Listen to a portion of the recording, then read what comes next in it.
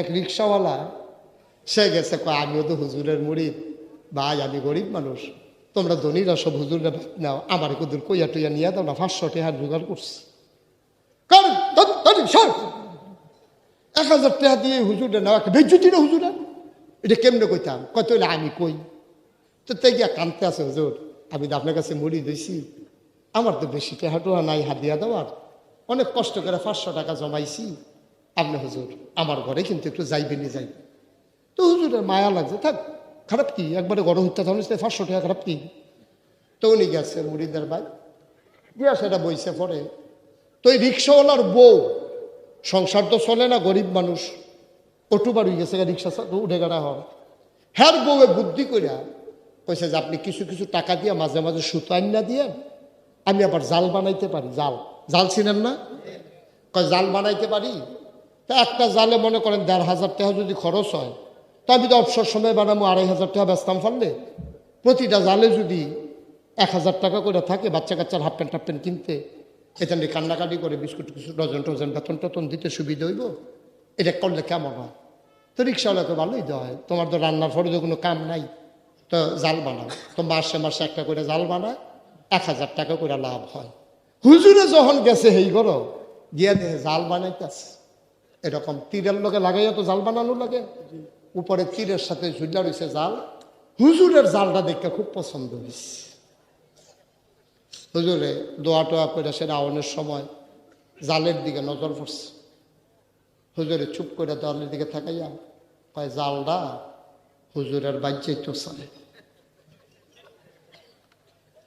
জালটা কই যেত স্যার, এটা তো উনি তো আধ্যাত্মিক মানুষ, তো উনি টের পাইছে জালটায় কইছে ওনার কাছে, হ্যাঁ জালটাই হুজুরের বাজ্যে তো চাই, এই কথা কইছে পরে এখন বেডি নাইয়া সিফা দিয়া লাইছে, হুজুরের বাজ্যে হইতো জাল যাইতো স্যার, টেহা ধরাইতো না।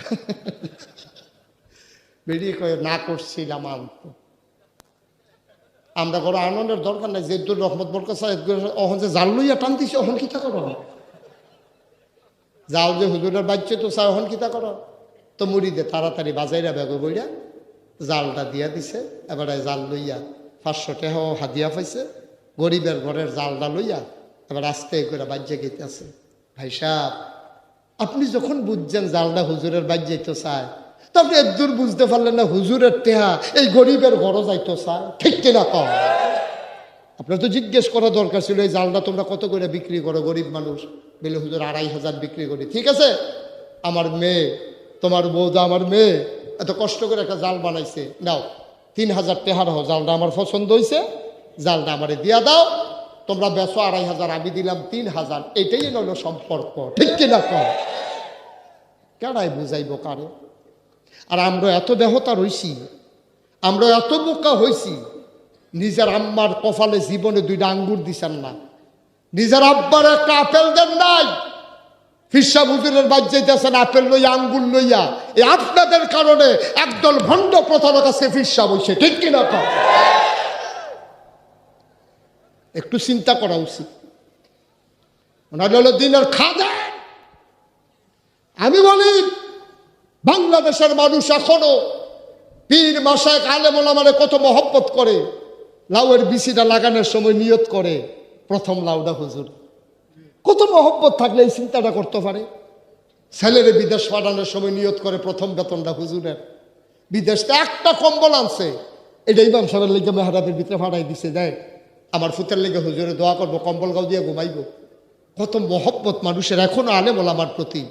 গাছের লাউডা, মাছের মাথাটা, গরুর কলজাটা, বিদেশি ভূতের কম্বলটা, প্রথম বেতনটা সব হুজুরের। আমি কই তোমারে যেহেতু মায়া কইরা দেয় তুমি খাও, আমার কোনো আপত্তি নাই, তবে তুমি যেহেতু সব সময় প্রথম খাও, গাছের প্রথম লাউডা, মাছের মাথাটা, গরুর কলজাটা, বিদেশি ভূতের টেহারা, সবজি যেহেতু প্রথম প্রথম নাও, ইসলামের উপরে যখন আঘাত আসবে সবার আগে তোমাকেই পিঠ পেতে দিতে হবে, ঠিক কিনা।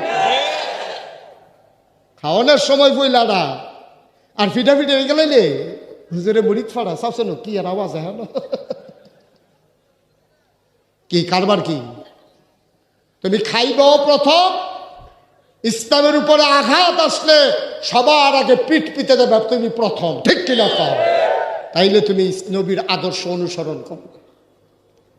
কষ্ট হইতেছে বোধ আপনাদের, ছেড়ে দেওয়া দরকার। আবার নবীজির কাছে সাহাবা, মনে আসেনি কথা, ইয়া রাসূলুল্লাহ মাইয়া তো ভালো জামাই পাইয়া, মাইয়া তো বিয়া দিয়া, আপনি কিছু দিতেন না? কি মহব্বত, কি সম্পর্ক, বাফে ফুতের সম্পর্ক, ফুতে বাফে কি আলাপ করতে আছে, আমার মাইয়ার বিয়া দেন, আপনি কিছু দিতেন না? নবীজি লজ্জায় চেহারাটা লাল হয়ে গেছে, পকেটে হাত দেওয়া দেখে কিচ্ছু নেই, একটা টাকাও নাই। এত লাজুক নবী, এত লজ্জাশীল নবী, সাহাবা চাইল, আমি কিচ্ছু দিতে পারলাম না। নবীর মাথা আস্তে করে নিচু হয়ে গেছে, চোখের পানিটা তিনি লোকালেন, ডাক দেয়া, বাবা অবশ্যই দেব, দেব না কেন, আমার নাতিনের বিয়াত আমি দেব না, কে দেবে? তবে আজকে দিতে পারবো না, আগামীকালকে সকালবেলা এসো, তোমার মেয়ের উপহার আমি রেডি করে রাখবো। আসার সময় ছোট্ট একটা শিশি আর একটা কাঠি নিয়ে আসবে। ওকে, সাহাবা চলে গেছে। মেয়েটা আব্বা কিছু দেয় নাই, হ্যাঁ কালকে দেবে। মেয়েটা বাবারে সাজাইয়া গুজাইয়া পাঠাইলেন। নবী বললেন, আইসা যদি দেখো দরজা বন্ধ, আমি আরাম ফরমাইতেছি, তোমার আমার গোপন সংকেত, কেউ তো আমারে ডাকে না, আমি আরাম করতে গেলে ডাকা নিষেধ। আল্লাহ তাবারক ওয়া তাআলা নির্দেশ দিয়েছেন। সাহাবারা নবীকে এত মায়া করে, কারণ নবীর অন্তরে সাহাবাদের জন্য মায়ার অভাব নাই, তো সাহাবারা করবে না কেন? আল্লাহ কয়, ফাবিমা রাহমাতিম মিনাল্লাহ, ফাবিমা রাহমাতিম মিনাল্লাহি লিনতা লাহুম। শুনো শুনো শুনো নবী গো, আল্লাহর রহমতে আপনার মনটাকে আমি সবার জন্য নরম করে বানাইছি। আপনার মনটা বড় নরম। ওয়ালাউ কুনতা ফাজ্জান গালিজাল কলব, আপনার মনটা যদি শক্ত হইতো, আপনি যদি কর্কশভাষী হইতেন, লাংফাদ্দু মিন হাউলিক, আপনি দেখতেন চতুর্পাশ দিয়া যারা জীবন দেওয়ার জন্য প্রস্তুত, তারাই দেখতেন আপনাকে ফেলে দূরে সরেছে। তো কেউ তো যায় না, নবীরে মায়া করে ঘুমাইলে ডাকে না, নবী আরাম ফরমাইছেন। সাহাবারে বলে দিলেন, যদি দেখো দরজা বন্ধ, আস্তে করে দরজার শিকল ধরে নাড়া দেবা, আমি বুঝবো তুমি এসে গেছো, আমি দরজা খুলে দেব। ঠিক ঠিক সাহাবা আসলেন পরের দিন, খোটের ভেতরে শিশি আর কাঠি নিয়ে আসলেন, দরজায় ধরে নাড়া দিলেন, সালাম দিলেন, আসসালাতু আসসালামু আলাইকা ইয়া রাসূলুল্লাহ। নবী দরজা খুলে দিলেন, ওয়া আলাইকুম আসসালাম ওয়া রাহমাতুল্লাহ, আহলান সাহলান মারহাবা, মোস্ট ওয়েলকাম, আমার ঘরে তোমারে স্বাগতম। সুবহানাল্লাহ কয় না? আমার ঘরে তোমারে স্বাগতম।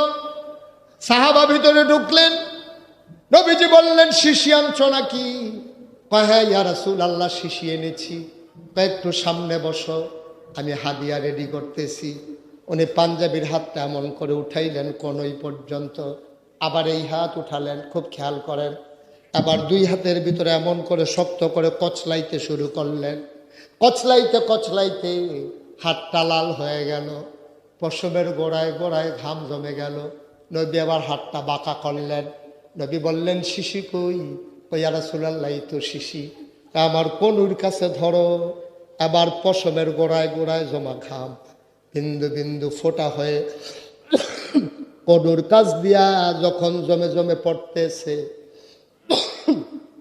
আল্লাহর নবী বললেন, শিশিটা ধরো। আবার শিশি ধরলেন কনুর কাছে। নবীর পশমের গোড়ায় জমা ঘাম শিশির ভিতরে অর্ধেকটা শিশি হয়ে গেল। নবী বললেন, আবার এই হাতে ধরো। আবার এই হাতে ধরা হলো। নবীজি বললেন, শক্ত করে ধরো। ধরার পরে শিশিটা ভরে গেল। নবী মুখটা বন্ধ করে সাথে কাঠিটা দিয়া বললেন, গরিব নবী তোমার, একটা নাকের ফুল, দুইটা কানের দুল। আমি ইচ্ছে করলাম তোমার মেয়ের বিয়েতে একটা নাকের ফুল, দুইটা কানের দুল, একটা গলার মালা, হাতের দুইটা বালা, আমি কোনো কিছুই দিতে পারবো না। গরিব নবী তোমার, দেওয়ার মতো কিচ্ছু নাই। আমি কি দেব তোমার মেয়ের বিয়েতে উপহার? আজকে আমার গায়ের জমানো ঘাম, এটা তোমার মেয়ের বিয়েতে আমি নবীর পক্ষ থেকে উপহার।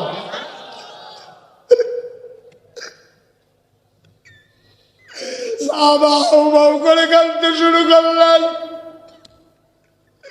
ইয়া রাসূলুল্লাহ, ইয়া হাবিবাল্লাহ, আমার মেয়েটা বড় ভাগ্যবতী, গোটা পৃথিবী দিল আমি এত খুশি হইতাম না।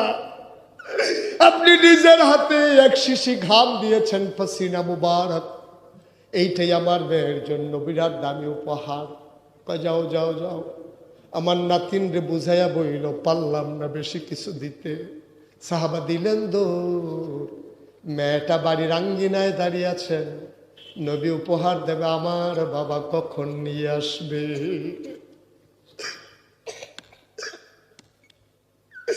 মেয়েটা দাঁড়িয়ে আছেন বাড়ির আঙ্গিনায়, দুদু মরু প্রান্তর। মেয়েটা তাকিয়ে আছে, বাবারে কেন দেখা যায় না এখনো। হঠাৎ করে নজর পড়ল, একটা মানুষ মরুভূমির মাঝে দিয়ে দৌড়াইতেছে। মেয়েটা বুঝে ফেলছে আব্বা চলে আসছে। মেয়েটাও দৌড় দিয়া সামনে গিয়ে গেল। বাবার মেয়ের মিলন হয়ে গেল, সামনাসামনি দেখা হয়ে গেল। মেয়েটা ডাক দেখো, আব্বা হাত খালি কেন? আমার নবীকে আপনারে কিচ্ছু দেয়নি, হাত খালি কেন? আমার নবীকে কোনো উপহার দেয় নাই। এবার সাহাবা খুঁটের ভিতর থেকে শিশিটা বের করলেন। আব্বা, ও আব্বা এটা কি বুঝলাম না। কমে তোর কপাল বড় ভালো, নবীজি তোর বিয়েতে নবীর গায়ের পসিনা মুবারক তোর জন্য উপহার দিয়েছেন। মেয়েটা খপ করে শিশিটা নিলেন, চোখে মুখে বুকে লাগালেন। মেয়েটা ডাক দেখো, আব্বা, আব্বা, আজকে মদিনায় আমার মতো ভাগ্যবতী কেউ নাই। মেয়েটা ছু করে দিলেন দৌড়।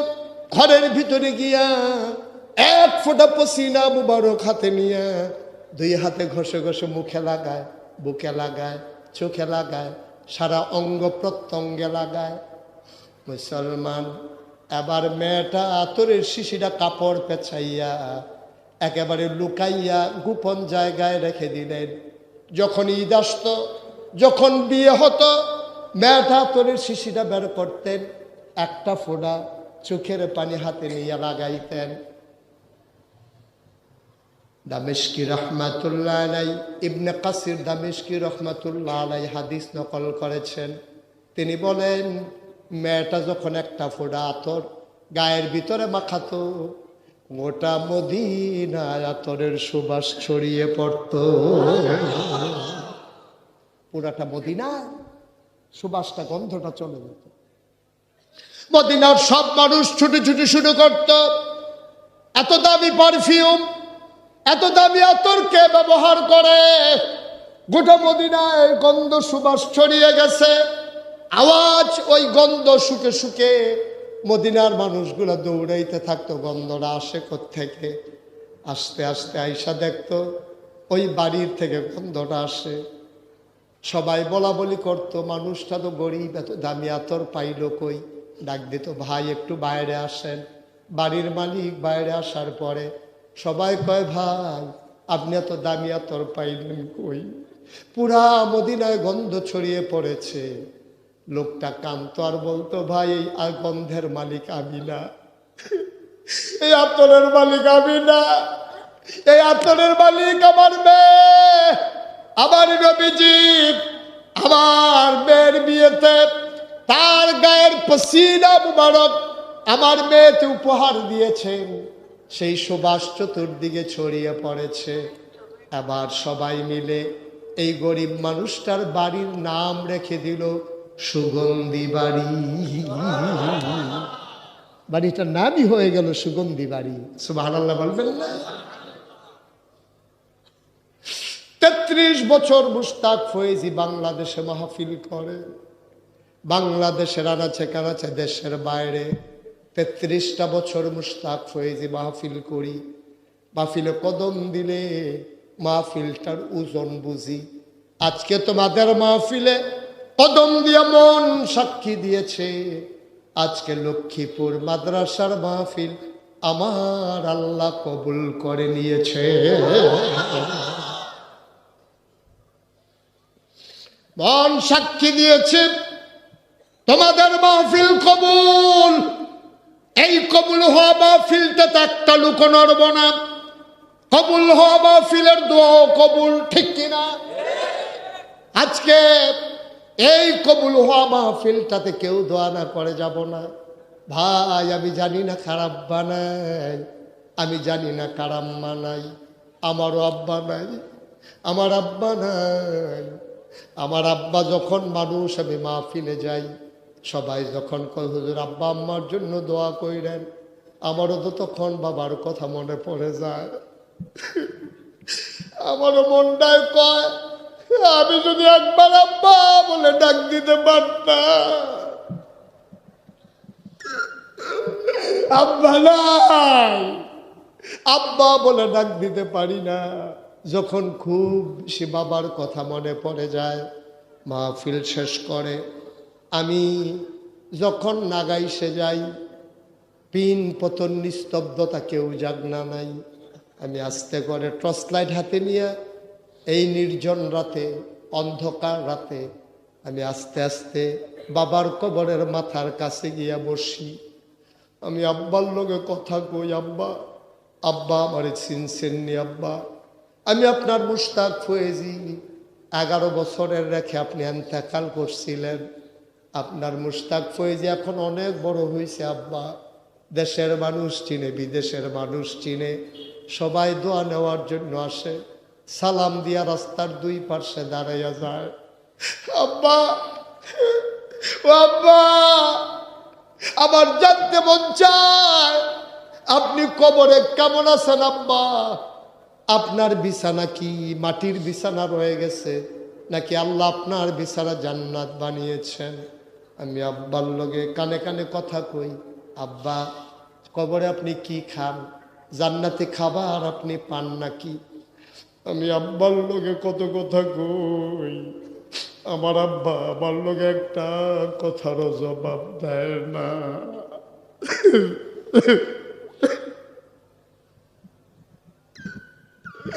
আমি কত কথা কই,